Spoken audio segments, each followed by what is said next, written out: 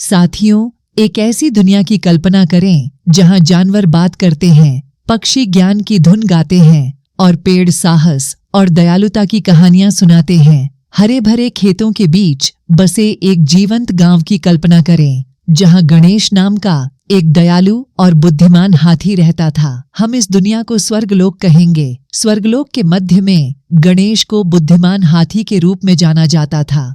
उनका दिल उनके कद जितना बड़ा था। वे हमेशा दूसरों की मदद के लिए तैयार रहते थे। उनकी बुद्धिमत्ता की कहानियां पूरे गांव में प्रसिद्ध थीं। लेकिन आज गणेश कुछ परेशानी में थे। मिंकू नाम का एक छोटा शरारती बंदर था जो स्वर्गलोक के जानवरों के साथ चालाकी करना पसंद करता था। एक दिन मिंकू ने गणेश का पसंदीदा फल रसदार आम चुरा लिया। गणेश व्याकुल हो गया। उसे वे आम बहुत पसंद थे। लेकिन क्रोधित होने के बजाय गणेश ने मिंकू को ऐसा सबक सिखाने का फैसला किया जिसे वह कभी नहीं भूलेगा। गणेश ने मिंकू को बुलाया और कहा, मिंकू, मैं तुम्हें एक खेल के लिए चुनौती देता हूँ। यदि तुम जीतते हो तो तुम्हें गांव के सभी आम मिलेंगे, लेकिन यदि तुम हार जाओ तुम्हें फिर कभी चोरी न करने का वादा करना होगा।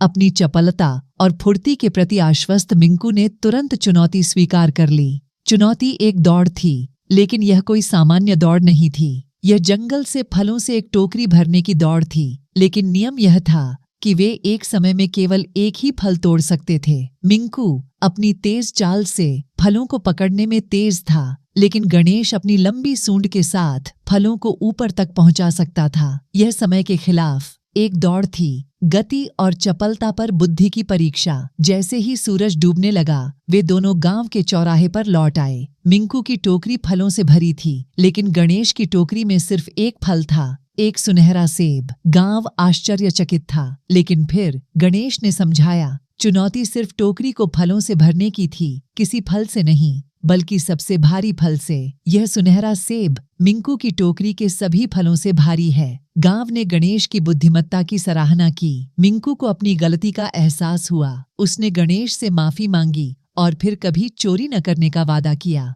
उस दिन से मिंकू ने ईमानदारी और बुद्धिमत्ता का मूल्य सीखा, छल और शीघ्रता पर विजय। और इसलिए गणेश और मिंकू की कहानी हमें सिखाती है कि बुद्धि और ईमानदारी हमेशा छल पर विजय पाती है। यह हमें कार्य करने से पहले सोचने और ईमानदारी को महत्व देने की याद दिलाती है। याद रखें, यह हमेशा नहीं होता है कि वे तेज दौड़ते हैं, जरूरी ही नहीं कि वे ही जीते, लेकिन वे जो विचार और उद्देश्य के साथ चलते हैं उनकी जीत सुनिश्चित होती है। ऐसी ही मजेदार और प्रेरणादायक कहानी के लिए कृपया चैनल को अवश्य सब्सक्राइब करें। नमस्कार।